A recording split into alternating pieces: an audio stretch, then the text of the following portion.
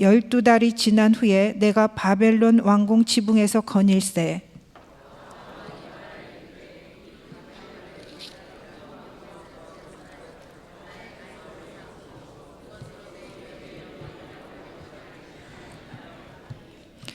이 말이 아직도 나 왕의 입에 있을 때에 하늘에서 소리가 내려 이르되 느부갓네살 왕아, 내가 내게 말하노니 나라의 왕위가 내게서 떠났느니라.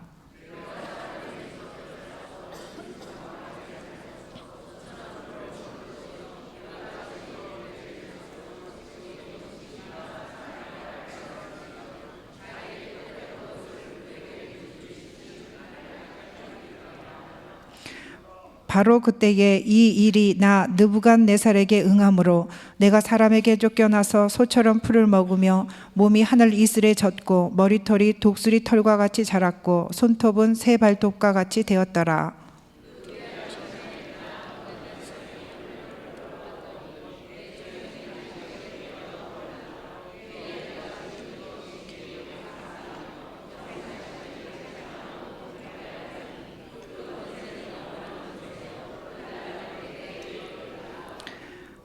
땅의 모든 사람들을 없애는 것 같이 여기시며 하늘의 군대에게든지 땅의 사람에게든지 그는 자기 뜻대로 행하시나니 그의 손을 금하든지 혹시 이르기를 내가 무엇을 하느냐고 할 자가 아무도 없도다.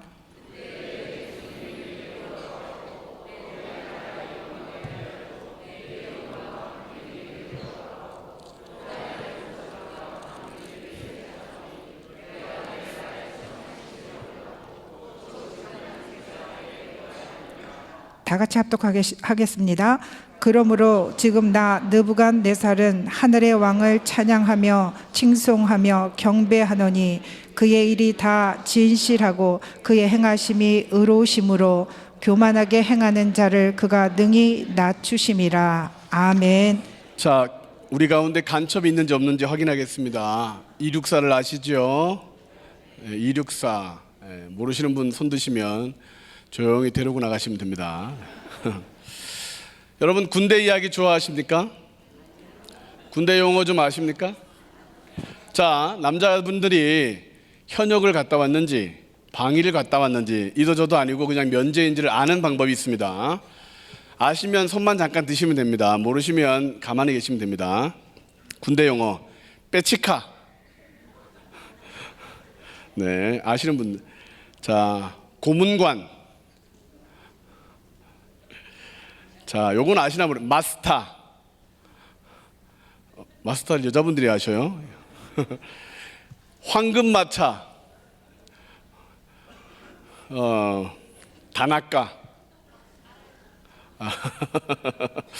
하늘비전교회 장로님들 너무 멋있는데 대부분 방이나 면제인 것 같습니다. 네.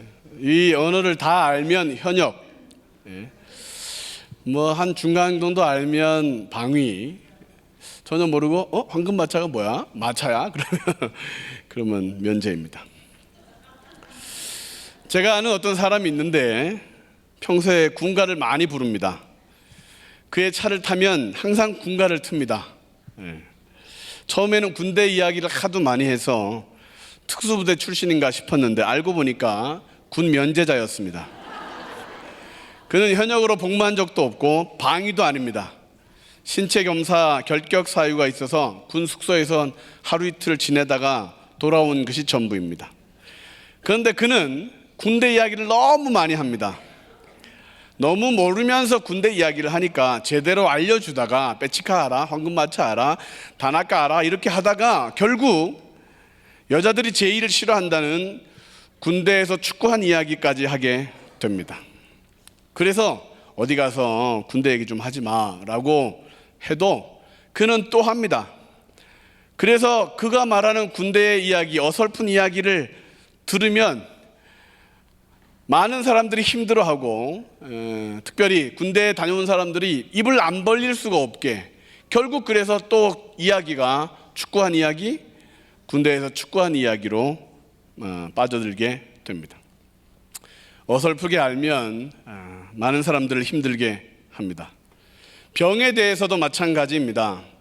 양방, 한방, 또 민간요법까지 두루두루 섭렵한 듯이 말하는 사람들이 있습니다. 의사냐라고 물어보면 전혀 아닙니다. 어떤 때는 의사보다 더 잘 아는 것처럼 말을 해서 의사의 처방보다 그 사람 말을 듣다가 병이 더 진해진 사람들이 있습니다. 그때 사람들이 그를 말하기를 돌팔이 또는 조금 나으면 용팔이라고 부릅니다. 어설프게 알면 병을 더 악화시키는 경우가 있죠. 신앙생활하는 사람들 중에서도 그런 분들이 있습니다. 구약과 신약을 왕래하며 다 연결된다, 다 풀이된다, 나는 신비를 깨달았다라고 주장하는 사람들이 조금 있습니다. 영적인 경험을 많이 했다고 하고 아주 믿음이 큰 것처럼 보이는데 그분들의 삶이 수상합니다. 그런 사람들을 우리는 이단, 사이비라고 부르죠. 신학을 제대로 공부하지 않은 사람인데 자기 확신이 강하고 경험에 근거한 일반적인 주장을 펼쳐서 신앙이 약한 사람들을 위험하게 하는 사람들, 신앙생활도 어설프게 하면서 도움이 되기보다는 위험이 되는 사람들이 있습니다. 어설프게 아는 것은 자기 자신뿐 아니라 다른 사람까지도 시험에 들게 하고 위험에 빠지게 할 수 있다. 그래서 선무당이 사람을 잡는다라는 표현이 있고 성경에는 소경이 소경을 인도하면 둘 다 망한다라는 말씀이 있는 것입니다. 사기를 당하는 사람들의 특징, 사기의 공식이라는 책에는 이렇게 말하고 있습니다. 첫째, 피해자의 욕구를 자극해라. 그가 무엇이 필요한지를 자극해라. 두 번째, 없는 사람, 약한 사람, 힘든 사람, 그리고 타인의 선의를 근거 없이 믿는 사람을 찾으라. 귀가 얇은 사람입니다. 그리고 마지막이 어설프게 아는 사람을 찾으라. 반드시 사기를 당한다 라는 것입니다. 어설프게 안다, 조금 안다라는 것은 아는 게 아니라 어쩌면 위험한 것입니다. 배우려고 하지도 않고 가르쳐주면 잘 듣지도 않는 사람들, 자신은 다 아는 것처럼 얘기하지만 빙산의 일각만 알고 있고 결국은 다른 사람들까지 위험에 빠뜨리게 되면서도 자신은 잘못이 없다고 생각하는 사람들이 주변에 많습니다. 정치에 대하여 어설프게 알면 그렇게 되죠. 교육에 대해서도 마찬가지입니다. 무슨 일이든 신앙생활도 어설프게 알면 조심하셔야 합니다. 신천지 이단들이 교회를 들어오면 누구를 미혹하느냐? 새가족이 아닙니다. 어정쩡한 자세로 어설프게 아는 그런 분들을 유혹하는 거죠. 새가족에게 성경 공부합시다 그러면 아직은요 라고 말하는데 어설프게 알면 다 통해요, 다 깨달았어요, 신비한 말씀이에요 라고 말하면 어설픈 사람들이 위험해지는 것이죠. 그래서 창세기로부터 계시록까지 성경을 한 번도 읽지 않으신 분들은 위험한 것입니다. 예배 시간에 하품하거나 설교 시간에 졸면 위험하게 됩니다. 협박하는 건 아닙니다. 네. 자, 오늘 우리가 읽었던 성경 본문에도 어설프게 알다가 큰 코를 다친 사람이 기록되어 있습니다. 느부갓네살 왕입니다. 그는 통치 초기에 위대한 꿈을 꾸고 하나님의 사람 다니엘로부터 그 꿈의 해석을 듣습니다. 그러자 그는 2장 47절에 이렇게 고백합니다. 왕이 대답하여 다니엘에게 이르되 너희 하나님은 참으로 모든 신들의 신이요 모든 왕의 주제시로다. 내가 능히 이 은밀한 것을 나타내었으니 내 하나님은 또 은밀한 것을 나타내시는 이시로다. 하나님에 대해서 잘 말하고 있는데 그는 사실 하나님을 모릅니다. 모든 신들의 신이라고 고백하지만 너희 하나님이다 라고 말합니다. 모든 왕의 주제시라고 다니엘과 그의 친구들을 높여주고 있지만 자신은 하나님을 믿지 않는 자입니다. 어설프게 아는 것으로 그는 만족하고 말지요. 그리고 사드락 메삭 아벳느고의 사건 때도 그는 비슷하게 말합니다. 다니엘 3장 28절에 느부갓네살이 말하여 이르되 사드락 메삭 아벳느고의 하나님을 찬송할지로다. 그가 그의 천사를 보내사 자기를 의뢰하고 그들의 몸을 바쳐 왕의 명령을 거역하고 그 하나님 밖에는 다른 신을 섬기지 아니하며 그에게 절하지 아니한 종들을 구원하셨도다. 얼핏 보면 하나님을 찬양하고 있지만 사드락과 메삭 아벳느고의 하나님이다. 하나님께 경솔히 말하거나 모독하면 벌을 내린다고 하지만 그는 자신의 하나님이라고 고백하지 않습니다. 이렇게 하나님께 어설픈 태도를 보이던, 어설프게 믿던 그에게 하나님이 직접 찾아오시는 사건이 다니엘서 4장의 말씀입니다. 그래서 다니엘서 4장은 다니엘이 기록한 것이 아니라 느부갓네살이 내가 라고 하며 그 구절을 기록하고 있는 것입니다. 통치 32년 그는 두 번째 꿈을 꿉니다. 느부갓네살 왕이 애굽을 완전히 정복하고 모든 적군을 패배시키고 화려하고 번성한 그 바벨론 성을 바라보며 그가 뿌듯해하고 있을 때 하나님이 그에게 두 번째 꿈을 허락하시죠. 그는 박수와 술객과 또 술사들과 점쟁이들을 다 불러 모아 꿈을 해석하게 합니다. 아무도 그 꿈을 해석하지 못하자 염려와 불안이 더욱 가중됩니다. 다니엘이 왕에게 나와왔고 그 꿈을 해석해 주므로 그는 그 꿈이 무엇인지를 알았지만 꿈을 꾼 지 1년이 지난 어느 날 마침내 하나님의 말씀이 이루어집니다. 나라의 왕위가 내게서 떠났느니라 라는 하늘의 소리가 들리자 그는 짐승처럼 되어버렸습니다. 살기는 살았지만 7년 동안 고기를 먹지 못하고 풀만 먹었습니다. 끝날 것 같지 않았던 7년의 그 완전히 망할 것 같았던 그런 7년의 세월이 지나갔는데 느부갓네살이 다시 회복된 것입니다. 그가 하늘을 우러러 보았더니 다시 그의 정신이 돌아왔다. 그것이 무엇을 의미하는 것일까요? 그렇다면 오늘 우리들에게 혹시나 어설프게 알고 있는 우리들에게 하늘을 우러러 본다는 것은 하나님 우리에게 무엇을 말씀하시는 것일까? 어설픈 것이 아니라 완벽하게 온전하게 믿는 것이 무엇일까요? 첫째로 하늘을 우러러 보았다는 것은 하나님만을 섬기려고 우상들을 버렸다는 것을 의미합니다. 시작. 하나님만을 섬기려고 우상들을 버렸다는 것을 의미합니다. 이라크의 수도 바그다드 남쪽 60마일 지점에는 바벨론 성이 BC 620년에 있었습니다. 성에는 100m 높이가 되는 많은 신전들이 있었고 하늘의 문이라고 불리는 지구라트라는 탑들도 있었는데 대부분 우상에게 제사를 드리는 장소였습니다. 그 중에서도 가장 신성시되는 탑이 있는데 공사는 중단되었지만 그 높이가 하늘 구름으로 가려졌습니다. 바로 바벨탑입니다. 탑을 만들 때 들어가는 모든 벽돌에 벨, 마르둑이라는 이름을 새겨 넣었는데 바벨론 사람들이 섬기고 있던 우상의 이름입니다. 그 어느 곳에서도 여호와 하나님이라고 하는 이름을 찾아볼 수 없는 곳, 그곳이 바로 바벨론입니다. 느부갓네살은 그 바벨론의 위대한 왕입니다.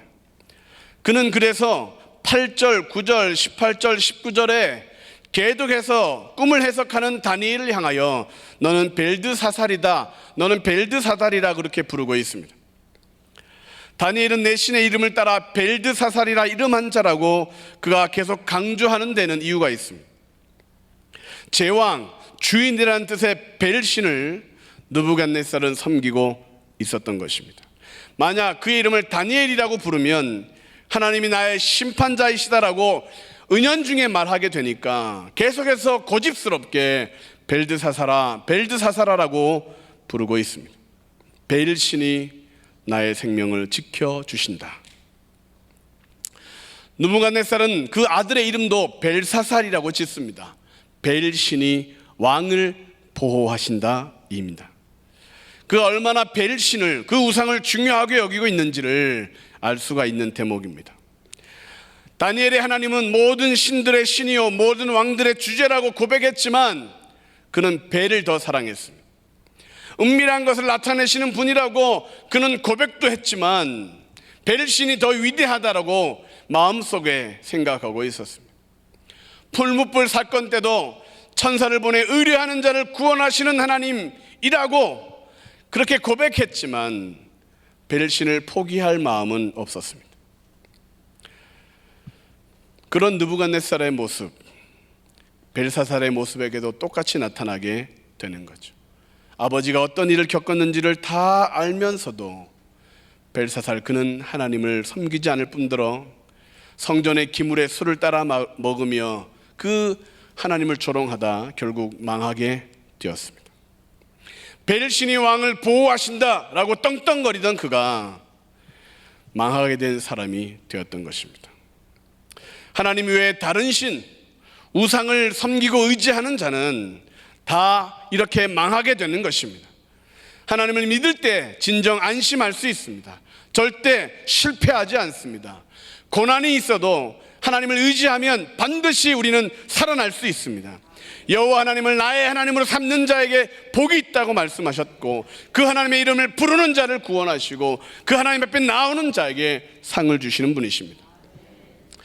하나님을 믿는 물리학자 아이작 뉴턴에게 그의 친구가 찾아왔습니다. 천체 모양을 멋있게 만들어진 것을 보고 친구가 이렇게 질문을 합니다. 이보게 친구, 이 정교한 천체 모형을 얼마 만에 완성했는가? 뉴턴이 대답합니다. 아닐세, 이것은 어느 날 갑자기 생긴 거라네. 그러자 무신론자 친구가 정색을 하며 어떻게 그런 일이 있을 수 있느냐고, 장난치지 말고 좀 말해보게. 그러자 뉴턴이 그 얼굴을 똑바로 보고 이렇게 말했습니다. 여보게 친구, 자네는 이 천체 모형을 보고 누가 얼마만큼 시간을 들여 만들었는지 궁금해하면서 이 세상이 우연히 만들어진 것이라고, 그래서 하나님은 없다라고 말을 하니까 얼마나 어리석은가. 그렇습니다. 상식이 있는 사람이라면 하나님이 없다고 절대 말할 수 없을 텐데 왜 사람들은 어설프게 알고 하나님이 없다고 할까요? 하나님이 창조하신 세상에 살면서도 하나님을 볼 수 없어서, 느낄 수 없어서 하나님이 없다라고 말하는 것은 눈 뜨고 살아가는 장님과 뭐가 다르겠습니까? 요즘도 조상을 잘 모셔야, 묘지 자리를 잘 써야 복을 받는다고 말하는 사람들이 있는데 얼마나 미련한 것입니까? 세상이 우연히 시작되었다, 원숭이가 진화해서 사람이 되었다라고 지금도 말하는 사람들이 있는데 정말 어설픈 자들입니다. 하나님께서 우주 만물을 창조하셨습니다. 그리고 믿는 자에게 복을 주시고 계십니다. 그의 이름을 부르는 자, 외치는 자에게 구원과 은혜를 베풀어 주십니다. 사람은 하나님에게서 그의 존재의 의미를 찾을 때 바르게 살아갈 수 있습니다. 하나님의 관점으로 나의 삶을 바라봐야 해석이 올바로 될 수 있습니다. 왜 사는지, 나는 누구인지, 나에게 이 일이 왜 주어졌는지를 내 눈으로 보면 하나님을 부인하게 되고 하나님을 원망하게 되고 하나님을 떠나가게 되지만, 하나님의 관점으로 보면 그 속에 은혜가, 그 속에 하나님의 뜻이, 그 속에 하나님의 승리가 있다는 사실을 깨닫게 되는 것이죠. 신은 죽었다라고 말했던 사람들이 어떻게 결국을 맞았는지 아십니까? 모두 자살로 그의 생을 끝냈습니다. 하나님을 부인했더니 살아갈 이유도 없어지게 됐다. 하나님이 없다고 말했더니 자기도 아무것도 아닌 존재가 되어서 자살로 생을 마무리한 것이죠. 하나님을 어설프게 알았던 존재들이 또 있는데 그가 바로 마귀 사탄입니다. 하나님이 왕이심을 알지만 경배하지 않고, 예수님이 하나님의 유일하신 아들이고 구원자이심을 알면서도 따르지 않았던 존재들, 결국 심판을 받았습니다. 오늘 우리들은 하나님을 제대로 알아야 복을 받습니다. 어설프게 믿으면 위험합니다. 성경을 통독하라고 했는데 들여다보지 않고 계시거나, 하늘 비전 만나를 싼값에 주고 있는데도 사지 않고 계시거나, 공짜로 얻었는데도 보지 않으신 분들은 회개하셔야 됩니다. 그래야 안전합니다. 새벽이든 저녁이든 특별하게 기도한다면 아멘하고 나오셔야 은혜를 받습니다. 왜 아멘이 시원찮습니까? 오늘 우리들 가운데 다시 하늘을 우러러 보아야 할 분이 여기 계시지 않습니까? 박사라고 해도 하나님을 제대로 알지 못하면 가장 미련한 자가 되는 것입니다. 부자라고 해도 하나님이 내 하나님이 되지 않으면 가장 가난한 심령이 되는 것이죠. 권력자라고 해도 성공했다 할지라도 하나님을 내 아버지라고 부르지 않으면 실패한 것입니다. 그러므로 다시 하나님을 바라보며 내 하나님, 내 아버지라고 고백할 때 우리의 삶은 다시 회복되는 것입니다.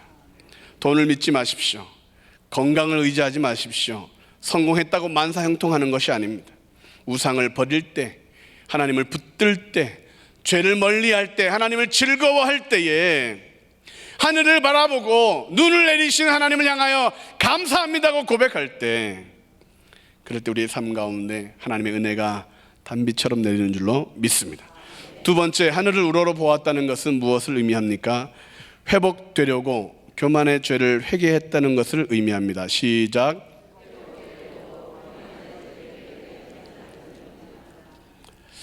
느부갓네살은 자신에게 엄청난 고난이 왜 시작되었는지를 마침내 깨닫습니다. 죄 때문이었습니다.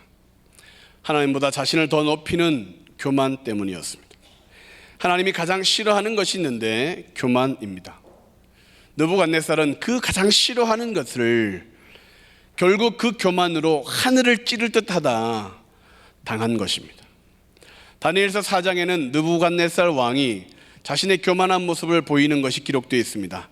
나, 내게, 내가, 내 집, 내 궁, 내 앞, 나의 등 계속해서 그는 나를 강조합니다. 바벨론의 이 큰 나라, 이 성공이 나의 능력 때문이다. 전쟁에서 승리했던 이유도 나의 지도력 때문이다. 세상 모든 사람들보다 내가 더 지혜롭다고, 더 뛰어나다고, 나 때문이다라고 말하자 그 교만함이 결국 목을 꺾어 버리게 된 것이죠. 그 느부갓네살의 말은 사단의 말과 닮아 있습니다. 에스겔서 28장 2절부터 5절까지 그 교만한 모습이 잘 기록되어 있습니다. 인자야, 너는 두로 왕에게 이르기를 주 여호와께서 이같이 말씀하시되 내 마음이 교만하여 말하기를 나는 신이라 내가 하나님의 자리 곧 바다 가운데에 앉아있다 하도다. 내 마음이 하나님의 마음 같은 채 할지라도 너는 사람이요 신이 아니거늘 내가 다니엘보다 지혜로워서 은밀한 것을 깨닫지 못할 것이 없다 하고 내 지혜와 총명으로 재물을 얻었으며 금과 은을 곳간에 저축하였으며 내 큰 지혜와 내 무역으로 재물을 더하고 그 재물로 말미암아 내 마음이 교만하였도다. 사단이 나는 신입니다 라고 말하죠. 아닙니다. 그는 피조물입니다. 자신이 하나님의 자리에 앉았다고 하지만 결국 쫓겨났습니다. 느부갓네살도 마찬가지죠. 높이자 낮춰지게 되고 자랑하자 결국 하나님이 다 빼앗아 버리게 된 거죠. 교만은 온 인류의 심각한 병입니다. 죄입니다. 오만한 모습, 갑질, 거만, 독재, 우월, 자랑, 자만, 잘난 채, 허세, 차별, 허영, 이 모든 모습이 교만한 사람들에게서 나타나는 모습이죠. 내 고개가 좀 뻣뻣하십니까? 교만한 것입니다. 다른 사람을 좀 깔아보십니까? 교만한 겁니다. 나는 괜찮다, 나는 저러지 않는다라고 생각하십니까? 교만한 겁니다. 건물을 갖고 계시나요? 갑질한다면 죄송합니다. 교만한 것입니다. 교만은 패망의 선봉이고 넘어짐의 앞잡이다.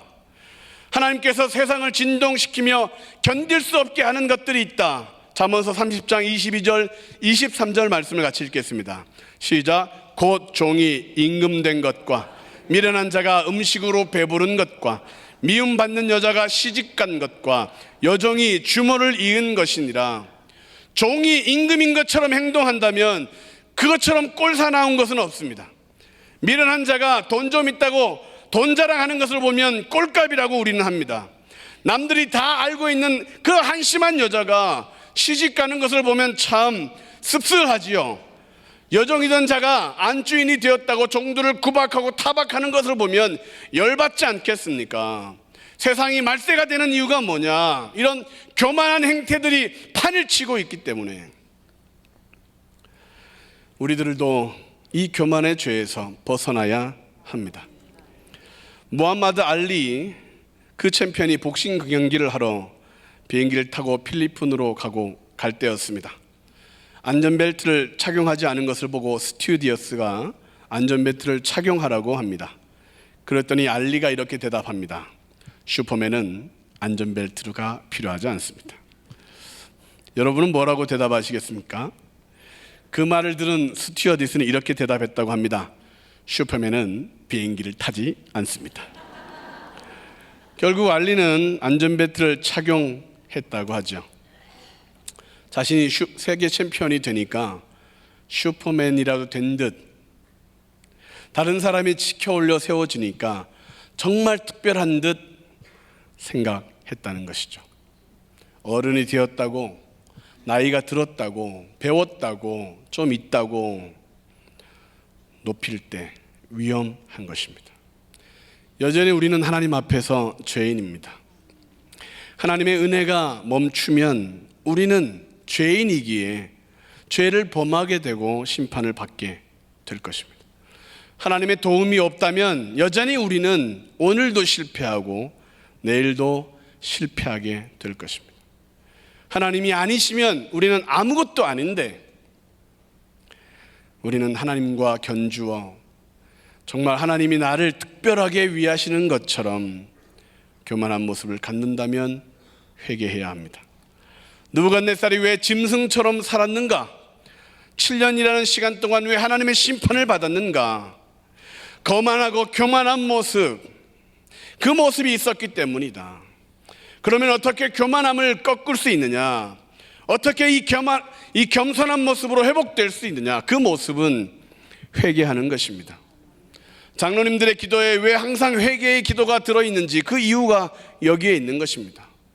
권사님들이 기도할 때 왜 항상 눈물이 나오고 있는지 그 이유가 여기에 있는 것입니다. 하나님은 왜 눈물 흘리는 자, 회개하는 자를 가까이 하시는지, 눈물로 씨를 뿌리는 자에게 기쁨으로 거두게 하시는지 그 이유가 여기 있습니다.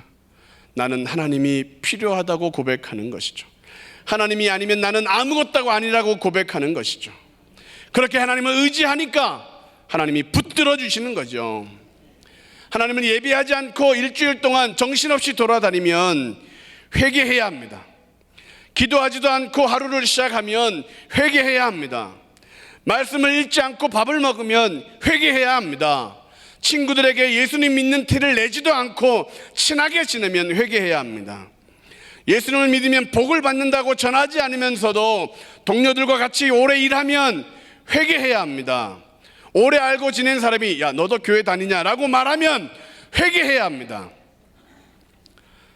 겸손하게 자신을 낮추는 사람, 하나님의 은혜로 오늘도 살아간다라고 고백하면 하나님 우리를 존귀하게 여겨주십니다.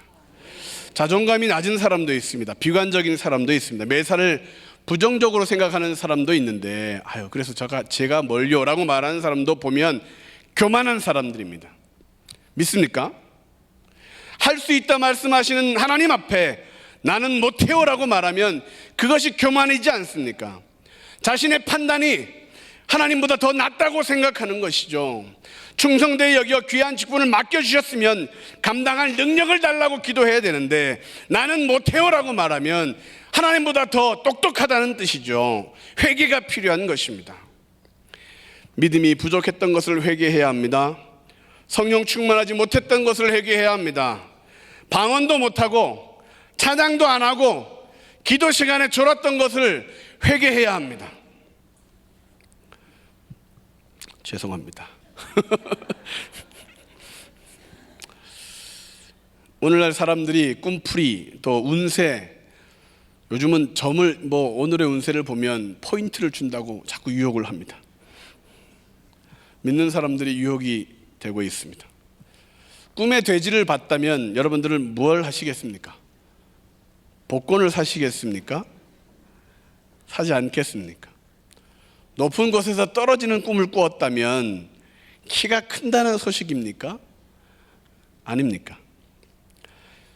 귀신에게 또는 어떤 시커먼 사람에게 쫓겨다니면 아침에 그날 하루에 귀인을 만난다는 이야기입니까? 아닙니까? 어젯밤에 돼지 꿈을 꾸신 분이 계시다면 복권을 사지 말고 회개해야 합니다. 삶의 더러움을 치우라는 하나님의 뜻일 것입니다. 귀신에게 쫓겨다니는 꿈을 꾸었다면 정말 회개해야 합니다. 오죽하면 귀신이 들러붙어 있는지, 그리고 귀신에게 향하여 더러운 귀신아 떨어져라, 나가라 라고 외쳐야 합니다. 그래야 귀신이 도망가는 것이죠. 느부갓네살은 회개하고 보니 처음부터 하나님의 은혜였다는 사실을 깨닫게 됩니다. 다니엘서 1장 2절에 하나님께서는 느부갓네살이 하나님을 알기도 전에 그에게 승리를 안겨주었습니다. 주께서 유다왕 여호야김과 하나님의 전 그릇 얼마를 그의 손에 넘기심에 그가 그것을 가지고 신할 땅 자기 신들의 신전에 가져다가 그 신들의 보물 창고에 두었더라. 주께서 주신 것입니다. 자신의 능력으로 승리한 줄 알았는데, 자신의 능력으로 이긴 줄 알았는데 하나님이 허락해 주신 것이다.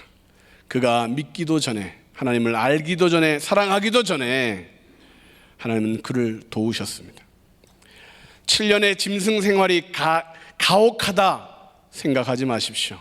하나님이 오래 참으신 것입니다. 하나님이 포기하지 않으셨으니까 7년 후라도 회복된 겁니다. 하나님의 은혜가 훨씬 크고 날 향한 하나님의 사랑이 더 크고 계획이 더 위대하다는 사실을 기억해야 합니다. 나의 인생 가운데 지워버리고 싶은 그런 순간들이 있다 할지라도 하나님의 사랑이 그걸 덮고도 남는다 이거죠. 내게 죄가 아무리 추원같이 붉을지라도 용서하신 하나님이지 않습니까? 내가 아무리 거역하고 하나님을 떠나도 여전히 우리를 사랑하시는 하나님이지 않습니까?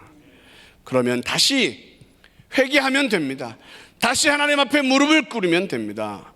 다시 고개를 들고 하나님 다시 용서해 달라고 외치면 됩니다. 그러므로 다시 하나님을 바라봄으로 교만의 죄, 불순종의 죄를 회개해야 우리의 삶은 회복될 것입니다. 마지막으로 하늘을 우러러 보았다는 것은 하나님을 경배하는 삶의 목적대로 살게 되었다는 것입니다. 시작. 하나님을 경배하는 삶의 목적대로 살게 되었다는 것입니다. 37절 말씀을 같이 읽겠습니다. 그러므로 지금 나 느부갓네살은 하늘의 왕을 찬양하며 칭송하며 경배하노니 그의 일이 다 진실하고 그의 행하심이 의로우심으로 교만하게 행하는 자를 그가 능히 낮추심이라. 7년의 동물 생활을 풀을 뜯던 그가 처음으로 한 일은 하나님을 경배한 일입니다. 그러므로 지금 나 느부갓네살은 하늘의 왕을 찬양합니다. 칭송합니다. 경배합니다. 다니엘의 하나님이라고 어설프게 아는 척 하더니 나의 하나님이라고 마침내 고백하죠.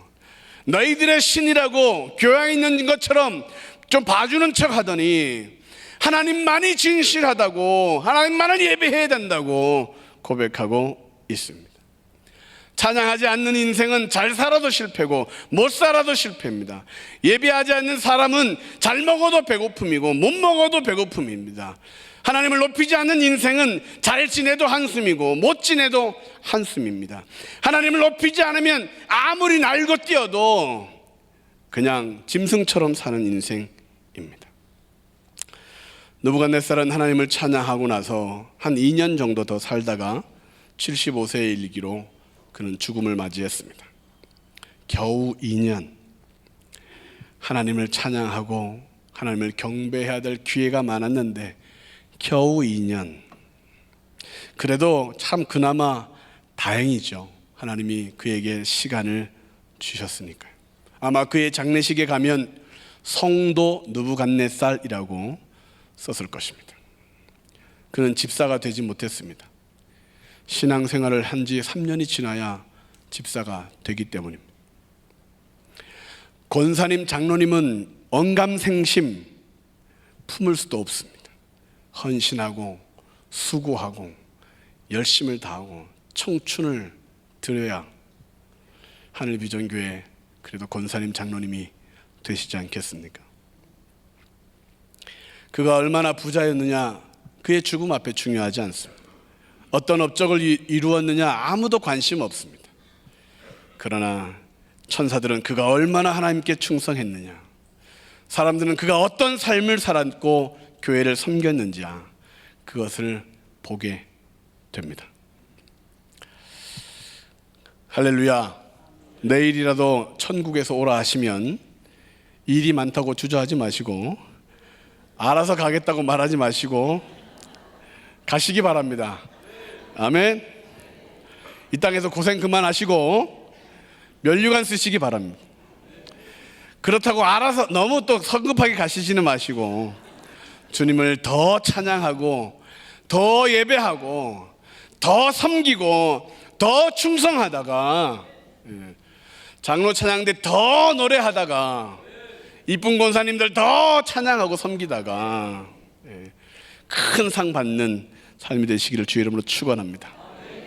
이사야 43장 21절, 이 백성은 내가 나를 위하여 지었나니 나의 찬송을 부르게 하려 함이니라. 코로나 바이러스가 있어도 예배를 멈추지 않은 것 잘한 것입니다. 교회에서 국수를 주지 않아도 응답받는 예배 참석하신 분들 잘한 것입니다. 하나님께서 반드시 상을 주실 것입니다. 천국에서 짜장면 꽃배기로 드실 줄로 믿습니다. 6.25 전쟁이 우리에게 있었습니다. 가장 큰 피해는 그날이 주일이었다는 것입니다. 우리의 예배를 멈췄던 그 전쟁, 우리를 하여금 하나님을 바라보지 못하고 슬픔 속에 도망만 다니게 했던 그 전쟁, 우리의 신앙이 술에 술 탄 듯 물에 술 탄 듯 하게 만들어 버리려고 했던 그 전쟁, 다시 예배를 회복하고 다시 하나님을 찬양하자 지금 세계가 부러워하는 대한민국이 된 것입니다. 이 시대는 하나님을 찾지 않습니다. 뭘 알지도 못하면서 하나님이 없다고 말합니다. 자신들 때문에 말세가 되고 있는데 하나님을 예배하지도 않고 방해하고 있습니다. 그래서 가난과 궁핍과 질병과 저주가 끊어지지 않는데, 우리 믿는 자들이 다시 예배를 더 뜨겁게 회복해야 합니다. 하나님의 이름을 부르는 삶이 의미 있고 하나님을 예배하는 일주일이 보람되는 줄로 믿습니다. 그러면 다시 하늘을 우러러보고 나는 하나님을 예배하는 삶, 상을 받는 삶을 살겠다고 결단하는 우리 모두가 되기를 주의 이름으로 축원합니다.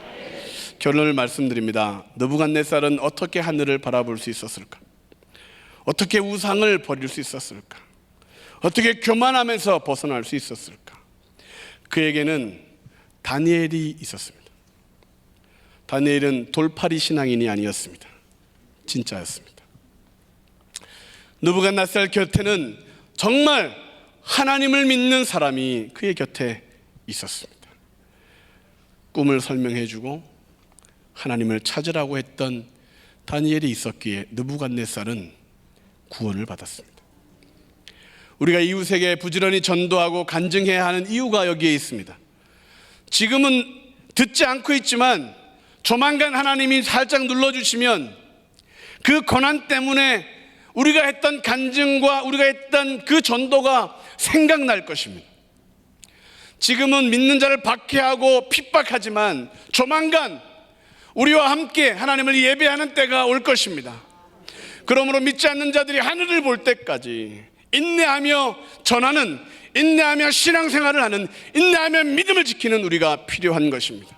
식구 중에 이웃에 여전히 아직 하나님이 없다고 말하는 사람들이 있다면 그들에게 하나님의 이야기, 내가 복받은 이야기, 내가 은혜 받은 이야기, 내가 하나님을 사랑하는 이야기를 들려줄 때 이 강팍한 느부갓네살이 하나님을 믿었던 것처럼 여러분 주변에 모든 사람이 예수님을 믿게 되고 여러분들은 하늘의 별처럼 빛나게 되는 반짝반짝 작은 별이 되는 큰 은혜가 있기를 주님의 이름으로 축원합니다.